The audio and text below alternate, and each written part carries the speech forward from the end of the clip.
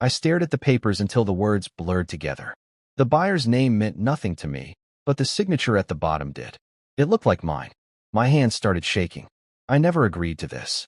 Eric leaned back in the chair like he had already won.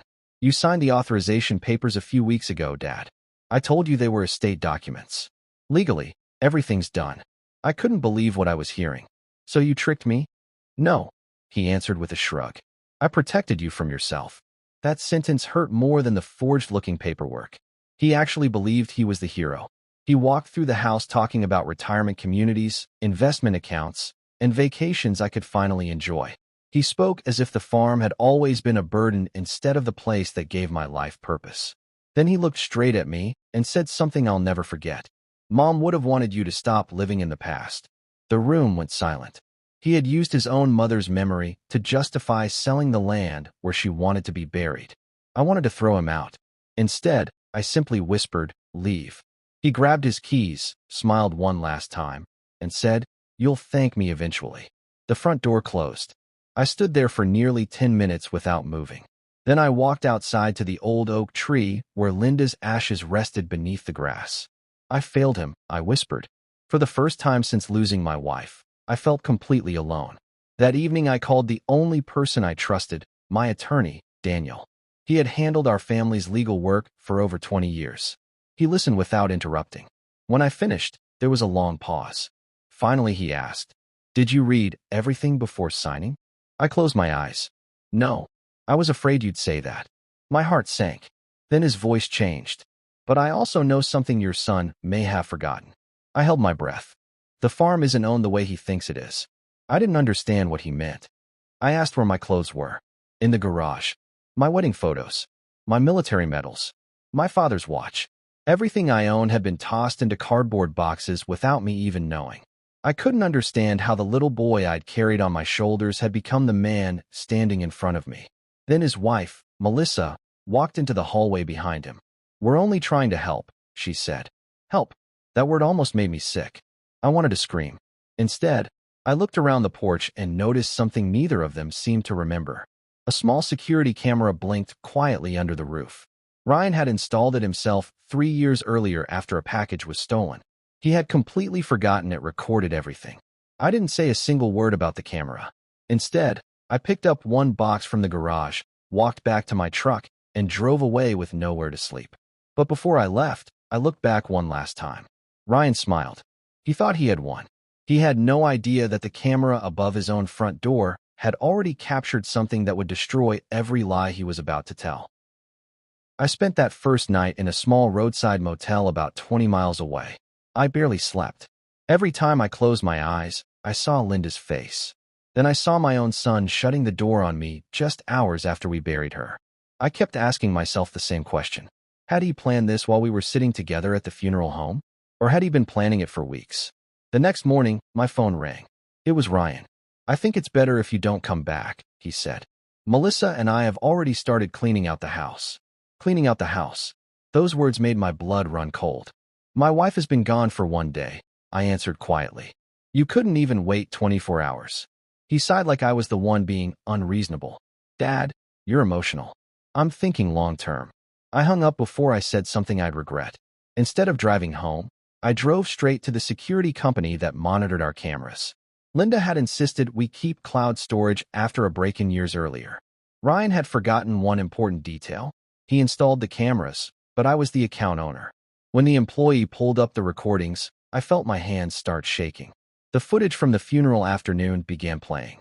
At exactly 1:17 p.m., only 20 minutes after everyone left for the cemetery, Ryan's pickup pulled into my driveway. Melissa climbed out carrying a toolbox. 2 locksmiths arrived 5 minutes later. Neither of them looked sad. Neither of them looked hesitant. They laughed. They actually laughed while replacing every lock on the house where Linda had spent her final days. I asked the employee to save every second of that footage. Then another camera angle appeared. Ryan opened my office. My private office. He walked straight to the filing cabinet where Linda and I kept our financial records. He pulled out folders, bank statements, insurance papers, property deeds. He photographed every page with his phone before stuffing everything into a backpack. I couldn't breathe. He wasn't protecting me. He was searching for something. The next recording was even worse. Melissa walked into our bedroom wearing rubber gloves. She opened Linda's jewelry box and carefully placed necklaces, rings, bracelets, and earrings into shopping bags. Not boxes, shopping bags. Like they were collecting items during a weekend sale. I remembered Linda wearing one pearl necklace every anniversary. Melissa smiled while dropping it into a bag. That smile hurt more than any insult Ryan had thrown at me. The employee looked over at me and quietly asked, "Sir, do you want copies of all of this?" I nodded. Every minute. As the files finished downloading, another thought hit me. If Ryan was stealing documents, he wasn't just trying to throw me out. He believed there was something valuable hidden in my paperwork, something he couldn't find. And suddenly, I remembered the conversation Linda and I had only 3 weeks before she died. She had looked at me with a worried expression and whispered, "Promise me you won't tell Ryan about the second file until you're absolutely sure." At the time, I didn't understand why she sounded so afraid. Now I realized. She already knew exactly what our son was capable of. I left the security office with a flash drive in my pocket and 1,000 questions racing through my mind. Linda's words wouldn't leave me alone. Don't tell Ryan about the second file until you're absolutely sure. At the time, I thought the medication had made her anxious. Now I realized she had been trying to protect me. I drove to the bank where Linda and I had rented a safe deposit box for years.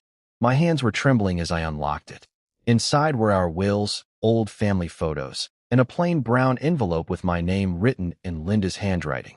I opened it slowly. Inside was a letter. "If you're reading this," she wrote, "I'm gone, and Ryan has probably shown you who he really is." I had to stop reading because my eyes filled with tears. Linda explained that 6 months before she died, she had caught Ryan searching through our office while we were visiting friends.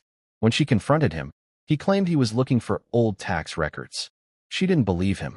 From that day on, she quietly moved our most important documents into the bank and left fake copies in the house.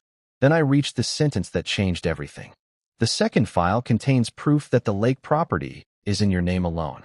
Ryan believes he will inherit it immediately after I'm gone, but legally he has no claim to it. I leaned back in my chair, stunned. That lake property had been in my family for generations. Ryan always talked about selling it to a developer for millions of dollars. Linda and I refused every offer because that land wasn't just real estate, it was family history. Now everything made sense. He hadn't changed the locks because he wanted to help me. He thought if he forced me out, he'd pressure me into signing over the property. But Linda had already stayed one step ahead. I called my attorney and handed him the camera footage, the letter, and every document from the safe deposit box. He watched the videos without saying a word. When they ended, he looked at me and said, "Your son doesn't realize he just documented multiple crimes on your own security cameras." For the first time since Linda died, I felt something besides grief. I felt hope. 2 days later, my attorney filed emergency legal papers. Ryan still had no idea what was coming. He thought I was alone in a motel with nowhere to go. Instead, I was about to walk into a courtroom carrying evidence he could never explain away. And the biggest surprise of all, he still didn't know about the final document Linda had hidden for me, the one that would decide who truly owned everything.